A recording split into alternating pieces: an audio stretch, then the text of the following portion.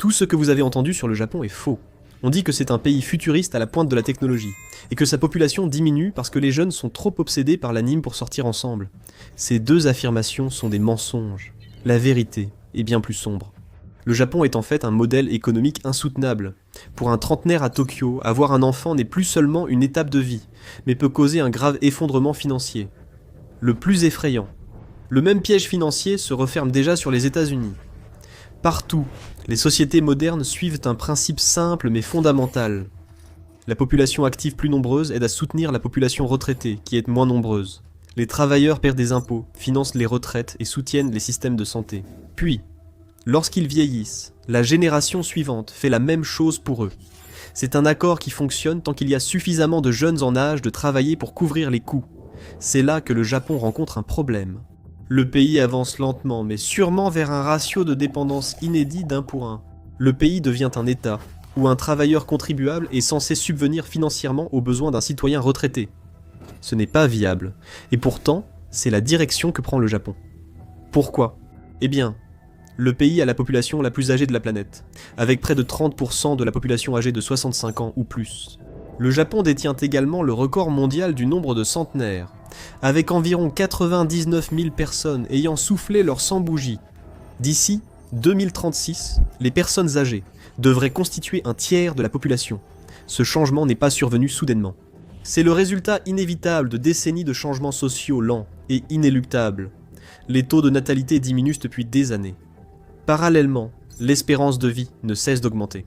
Cela signifie que chaque année qui passe, le nombre de retraités augmente également. La pression pèse sur les travailleurs. Les économistes la mesurent notamment via le taux de charge nationale.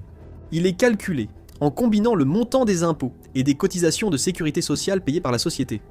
Au milieu des années 1970, la charge représentait environ 25% du revenu national. À la fin des années 1990, elle était montée à environ 36%. Aujourd'hui, elle se situe autour de 46%. Cela signifie en réalité que les recettes fiscales totales du Japon représentent presque la moitié du revenu national généré par l'économie. Imaginez un travailleur à Tokyo faisant un poste de 10 heures. Avec le niveau actuel des prélèvements, près de la moitié de ce temps semble absorbé par les impôts. Ce n'est que dans la seconde moitié de sa journée de travail qu'il gagne assez pour acheter de la nourriture, sans parler du loyer ou des factures d'énergie. L'argent ne disparaît pas, bien sûr. Il sert à financer la défense, l'éducation, les retraites, la santé et les services publics essentiels au fonctionnement d'une société moderne. Mais si vous retirez tout cela, vous vous retrouvez face à un équilibre constant entre ce qu'un individu produit en une journée et ce que le collectif exige pour se maintenir. En résumé, l'ensemble du budget national du Japon a cessé de fonctionner comme moteur d'investissement public ou de croissance positive. Il est désormais un siphon cautionné par l'État. Il aspire la richesse des jeunes pour maintenir un filet de sécurité pour les personnes âgées, et ce filet ne fera que s'agrandir dans les années à venir. Mais si les chiffres sont si mauvais, pourquoi les jeunes ne se révoltent-ils pas ?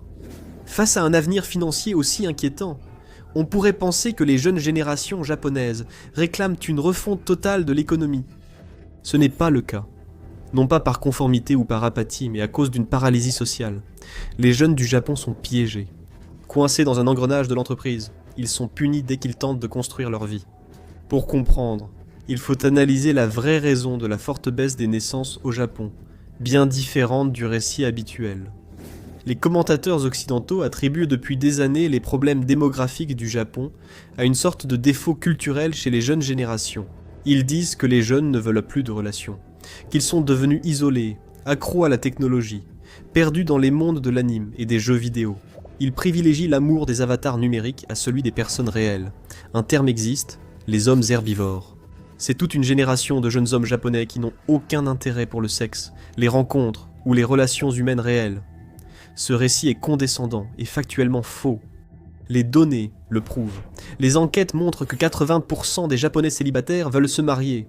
Beaucoup passent des heures chaque jour sur des applications de rencontres, désespérés de trouver leur âme sœur. Le désir d'une vraie relation, d'un lien humain et d'une vie de famille traditionnelle n'a pas disparu.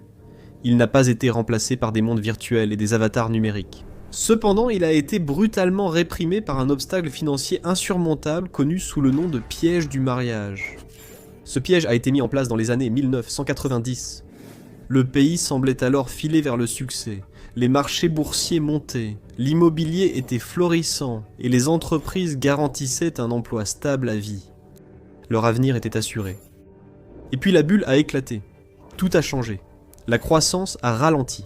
Les actions se sont effondrées et les entreprises ont commencé à réécrire les règles du marché du travail. Tout cela pour protéger leurs profits. De plus en plus de travailleurs ont dû accepter des contrats temporaires ou des emplois à temps partiel, rejoignant la classe du précariat. Ces emplois offraient des salaires et avantages moindres, sans la sécurité ni la stabilité nécessaires pour planifier l'avenir, contrairement aux générations précédentes. Leur avenir étant assuré, ils se mariaient et fondaient une famille. Les jeunes, en revanche, avaient soudain du mal à décrocher un emploi stable. Il existe une règle non écrite au Japon selon laquelle on attend des hommes qu'ils gagnent environ 3 millions de yens, soit au moins 20 000 $ par an, avant de pouvoir se marier. Pourtant, les statistiques indiquent que jusqu'à 60% des hommes célibataires dans la vingtaine gagnent moins que cela. Ils sont exclus du mariage, de la paternité et de la vie à laquelle leurs parents et grands-parents ont eu droit. Voici une question. Si deux personnes investissent la même somme, pourquoi l'une réussit-elle souvent mieux? Ce n'est pas une question de chance. Tout commence par deux mythes, auxquels des millions d'investisseurs croient encore. Démystifions-les avec le sponsor d'aujourd'hui, Mintos. Mythe numéro 1. Les actions sont le seul moyen de faire croître régulièrement votre épargne. Eh bien, les actions sont volatiles. Le S&P 500 américain connaît de fortes baisses chaque année. Et en 2025, il a chuté de près de 19% avant de se redresser. Cela peut être stressant et amener de nombreux investisseurs à faire des erreurs coûteuses sous le coup de l'émotion. Mythe numéro 2. Les actifs à revenus fixes sont compliqués et ne sont pas destinés aux investisseurs ordinaires. En réalité, investir dans le revenu fixe est plus simple que vous ne le pensez. Le marché européen de l'investissement alternatif pour les particuliers a presque doublé en seulement 5 ans. C'est là que Mintos entre en jeu. Mintos est une plateforme facile à utiliser qui vous permet d'investir dans des prêts, des obligations et de l'immobilier en seulement quelques clics. L'objectif est simple. Gagnez un revenu régulier sans dépendre des hauts et des bas du marché boursier et répartissez les risques. Les prêts sur Mintos ont offert un rendement net annuel moyen de 8,8% depuis 2015, ce qui est supérieur à un compte d'épargne. Mintos a été fondé en 2014 et compte plus de 700 000 investisseurs à travers l'Europe, gérant plus de 800 millions d'euros d'actifs pour les investisseurs. Investissez dès 50 € avec une gestion automatisée ou gardez le contrôle total. Pour recevoir un bonus de bienvenue exclusif, scannez le code QR ou cliquez sur le lien dans la description. Voilà, c'est fait. 2 mythes sur l'investissement ont été démystifiés. Investissez dès aujourd'hui avec Mintos. Pire encore, même si un couple surmonte l'obstacle financier du mariage, la structure de l'entreprise menace la carrière de la mère. Au moment même où une japonaise mariée décide d'avoir un enfant, sa vie professionnelle est passée à la moulinette économique. Tracer la participation des femmes au marché du travail japonais donne une courbe en U inversée distincte. La participation des femmes à la population active croît au début de l'âge adulte, puis chute nettement durant les années d'éducation des enfants, souvent au début de la trentaine. Derrière cela, une vérité plus sombre demeure. De nombreuses femmes qui quittent des emplois stables à temps plein pour élever leurs enfants rencontrent de nombreuses difficultés lorsqu'elles essaient de retrouver un emploi de niveau similaire par la suite. Les statistiques suggèrent que la moitié des personnes dans la trentaine et la quarantaine sont classées comme salariés non permanents, coincés dans des emplois à temps partiel ou sous contrat, sans aucune sécurité d'emploi. Beaucoup de ces femmes continuent d'effectuer un travail essentiel pour l'entreprise, mais ne reçoivent qu'une fraction du salaire de leurs collègues sans enfants ou masculins. Les chances d'obtenir des primes, cotisations retraite ou autres avantages sont faibles. De plus, elles peuvent être licenciées avec un préavis minimal.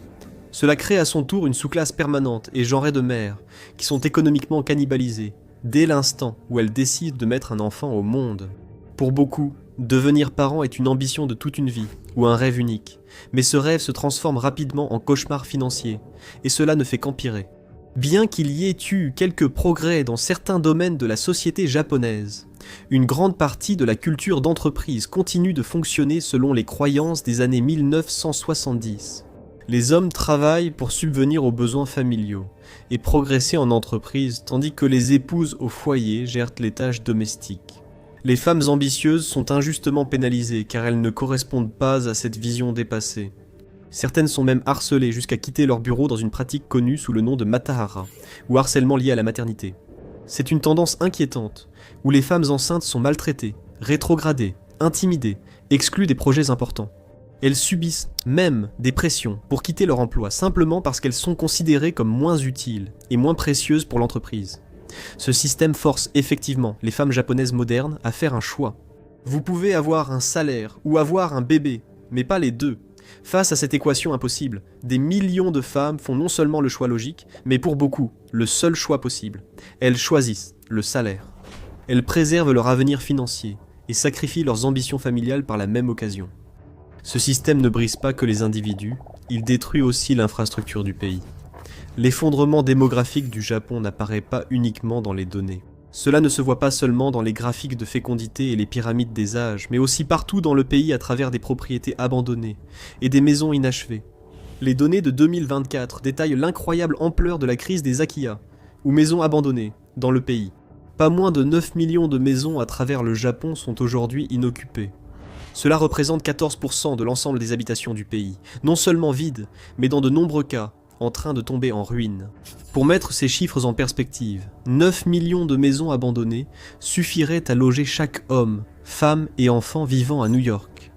Dans une économie capitaliste saine, l'immobilier est censé être le meilleur moyen de se constituer un patrimoine, ce pourquoi les gens travaillent toute leur vie. Les jeunes rêvent de devenir propriétaires. Les tendances historiques mondiales montrent que la valeur des maisons augmente généralement avec le temps. Les gens y investissent, remboursent leurs prêts immobiliers et transmettent leurs biens à leurs enfants, leur offrant un tremplin économique. Au Japon, le système a été bouleversé. De moins en moins de jeunes familles souhaitent acheter ces propriétés. Même ceux qui héritent de maisons abandonnées de proches âgés les voient désormais plus comme des passifs que des atouts, pour plusieurs raisons. En raison des lois strictes sur la propriété au Japon, les coûts de démolition sont très élevés. Même si les gens ne veulent pas vivre dans une maison héritée, ils refusent aussi de payer pour s'en débarrasser. De plus, les propriétés restent taxées, même inhabitées. Si un homme d'affaires de Tokyo hérite d'une vieille maison de ses parents décédés, il doit soudain subir encore plus de prélèvements de l'État. On en arrive même au point où des gens se cachent activement des autorités fiscales, ou refusent de réclamer les propriétés qu'ils sont censés hériter. Ils refusent un bien qui épuise leur maigre richesse sans réelle valeur en retour, transformant ainsi des quartiers entiers en déserts financiers. Ils sont remplis de structures délabrées dans lesquelles personne ne veut vivre, payer ou même démolir. Mais ce n'est pas la seule chose qui s'effondre. Le Japon s'est bâti une réputation de surmenage pendant des décennies. Les travailleurs étaient contraints d'enchaîner d'innombrables heures supplémentaires et de longues nuits au bureau avant de longs trajets pour rentrer. Les chauffeurs routiers voyageaient plusieurs jours avec de courtes pauses. Les ouvriers du bâtiment travaillèrent jusqu'à l'épuisement. Et il arrivait que des employés de bureau s'endorment à même le sol dans les gares. Cela soumettait leur esprit et leur corps à une forte pression, menant parfois à la mort au travail. Le phénomène du karoshi, mort subite liée au travail, est mondial mais particulièrement répandu au Japon et dans d'autres pays asiatiques depuis des années.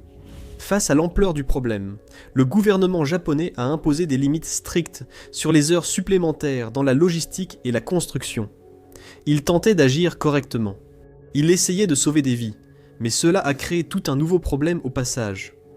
Beaucoup de travailleurs faisaient des heures supplémentaires, car c'était le seul moyen de faire tourner l'économie du pays. Ce n'était ni juste ni éthique, mais c'était la base de la logistique nationale. Les nouvelles limites l'ont brisé. La réduction des horaires des chauffeurs routiers a aussitôt provoqué une pénurie de main-d'œuvre dans le transport. Cela a entraîné un déficit de capacité de livraison de 14% d'ici 2024, qui devrait atteindre 34% d'ici 2030. Et ainsi, un nouveau phénomène est apparu, une pénurie sociale. Cela signifie que même les personnes aisées, avec de belles maisons et beaucoup d'argent sur leur compte bancaire, ne peuvent pas acheter de biens. Pourquoi ? Les personnes possia ne sont plus là pour acheminer ces biens. Les travailleurs préparant les commandes, chargeant les palettes et conduisant les camions à travers le pays ont disparu. L'une des façons dont de nombreux pays développés réagiraient, et ont réagi à des crises comme celle-ci, serait de compter sur l'immigration, en faisant venir plus de travailleurs d'autres pays pour combler les lacunes dans leur chaîne logistique et d'approvisionnement. Pendant des années, le Japon a refusé de le faire. Farouchement insulaire, le pays a une société très homogène, les travailleurs étrangers n'étant qu'une petite minorité. Mais la nation a finalement cédé et s'ouvre maintenant à l'immigration. Le pays se tourne aussi vers une autre option radicale, les machines. Mais c'est une erreur fatale de calcul. Tout au long de l'histoire moderne, le Japon a souvent été présenté comme une société presque futuriste, en avance de plusieurs années-lumière sur les autres nations du monde. À cause de cela, lorsqu'on discute des problèmes de population et de main-d'œuvre du pays, beaucoup d'observateurs en arrivent à la même conclusion. Les robots vont tout régler. Cela paraît simple. Le Japon doit simplement utiliser des machines pour accomplir les tâches que la population ne peut pas faire. Avec l'essor de l'IA et de l'automatisation, Tokyo devrait pouvoir l'appliquer facilement. Le gouvernement a longtemps soutenu cette idée. Visitez les hôpitaux, supérettes, hôtels et entrepôts logistiques japonais pour constater les effets de leurs investissements. Les robots sont omniprésents. Des caisses automatiques aux bras robotisés de tri, jusqu'aux robots aidant les patients âgés et infirmes à entrer et sortir du lit. Mais cette croyance aveugle que les robots peuvent remplacer les travailleurs qui font défaut au pays néglige quelque chose de crucial. Oui, les robots peuvent produire des biens, mais ils ne peuvent pas les consommer. Ils peuvent optimiser la chaîne d'approvisionnement, rationaliser la logistique et résoudre l'effondrement de l'offre dans l'économie du pays. Ce n'est que la moitié du problème, car les robots n'achètent pas de maisons, de voitures, ne vont pas dîner, n'achètent pas de vêtements, ne vont pas en salle de sport et ne participent pas à l'économie de consommation. Pour cela, il faut de la demande. Et pour qu'il y ait de la demande, il faut des gens. Le Japon manque de ces personnes, et il fonce tout droit vers un effondrement dévastateur de la demande en conséquence. Cela se résume aux bases du capitalisme. Une économie a besoin de consommation en plus de la production pour être équilibrée. Vous pouvez automatiser, mais pas les consommateurs. Quand un pays ne soutient pas ses jeunes, il perd non seulement une main-d'œuvre, mais aussi un marché. Le gouvernement japonais a de nouveau tenté de résoudre ce problème, mais s'est encore trompé de voie. Il aurait investi des milliards de dollars dans des applications de rencontres, des dispositifs de rencontres proposés par les entreprises et des allocations pour ceux qui fondent une famille. Mais ces programmes échouent. La plupart des jeunes japonais se disent épuisés en cherchant un partenaire. Des millions d'actifs ne s'intéressent pas aux incitations ou paiements uniques proposés par le gouvernement, car ils perçoivent la situation dans son ensemble. Ils font face de plein fouet à un système économique qui a été truqué contre eux. L'effondrement de la demande n'est pas seulement un problème national. Il trouve sa source dans un vol générationnel qui détruit le moteur économique du pays et qui a cannibalisé toute une génération. Le véritable problème réside dans un système qui privilégie la protection de la richesse et de la stabilité des générations plus âgées, au détriment direct de l'investissement dans les jeunes générations. Les données montrent que les ménages japonais détiennent une montagne véritablement stupéfiante d'actifs financiers, d'une valeur de plus de 1200 billions de yens, soit plus de 14 000 milliards de dollars. Malheureusement, pour ceux qui ont la vingtaine, la trentaine ou la quarantaine, une énorme partie de cette richesse est accaparée par les retraités et les personnes âgées de 65 ans et plus. Ils ont eu la chance de vivre pendant l'après-guerre, une période presque miraculeuse qui leur a permis d'amasser beaucoup de capital. Ils pouvaient investir dans l'immobilier et préparer leur retraite. Mais aujourd'hui, une grande part de cet argent reste inactive, stockée dans des coffres forts ou sur des comptes à taux zéro. C'est de l'argent mort.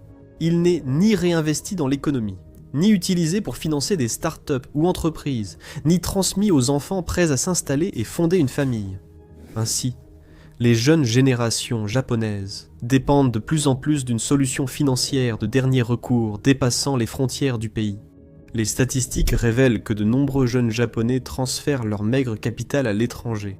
Ils délaissent actions nationales et comptes d'épargne pour des fonds indiciels mondiaux, marchés boursiers étrangers et actions technologiques américaines. Ce choix est très logique. Ces personnes comprennent que leur pays ne leur donnera pas l'argent nécessaire pour vivre comme elles le souhaitent. Elles doivent optimiser chaque yen gagné. Investir dans un marché intérieur déclinant et une population en baisse mène à la perte de richesse. En investissant à l'étranger, ils espèrent obtenir les rendements nécessaires pour survivre et peut-être prospérer. Cela peut marcher pour eux, mais c'est une catastrophe pour le collectif. L'économie intérieure du Japon stagne parce que l'argent des anciens ne bouge pas, et que l'argent des jeunes se précipite vers la sortie. Mais si vous pensez qu'il ne s'agit que d'une tragédie fascinante qui se déroule sur une île du Pacifique, vous devriez peut-être jeter un œil à votre propre compte en banque, car votre avenir est déjà japonais. Pendant des années, les gens ont vu le Japon comme une exception, un cas unique, une curiosité, une nation insulaire isolée confrontée à ses propres des problèmes inhabituels qui lui étaient propres. Et ils avaient tort, la crise de Tokyo est un modèle. C'est un aperçu, 20 ans à l'avance, de la même falaise économique vers laquelle tout le monde développé se rapproche d'année en année. Le Japon a simplement été le premier à sauter. C'est le même piège économique, les mêmes accumulations de richesses générationnelles et défaillances d'entreprises qu'on retrouve dans d'autres pays du monde, de l'Amérique du Nord à l'Europe. Les statistiques révèlent que des pays occidentaux tels que les États-Unis, le Canada et le Royaume-Uni ont des taux de natalité inférieurs au seuil de remplacement de 2,1 enfants par femme. L'Occident a réussi à retarder sa décadence structurelle pour l'instant grâce à l'immigration. Les pays ont recruté des millions de travailleurs étrangers pour soutenir leur main-d'œuvre, occuper des emplois peu rémunérés et contribuer aux retraites et à la sécurité sociale. Cependant, l'immigration n'est qu'une solution temporaire qui masque le problème sans le résoudre. En se développant, les pays voient aussi leur natalité baisser. Le vivier mondial de talents diminue et la concurrence pour les travailleurs atteindra des sommets historiques. Des pays comme les États-Unis connaîtront aussi l'effondrement de la demande vécue par Tokyo. Les mêmes conséquences qui vident l'économie de Tokyo viendront percuter les marchés occidentaux. Quand la règle fondamentale du capitalisme est rompue, même les économies et chaînes d'approvisionnement les plus solides échouent. La pénurie de services sociaux s'étendra sur des milliers de kilomètres hors de Tokyo. Cela deviendra une réalité éprouvante, entraînant des retards, des perturbations et une inflation sans précédent.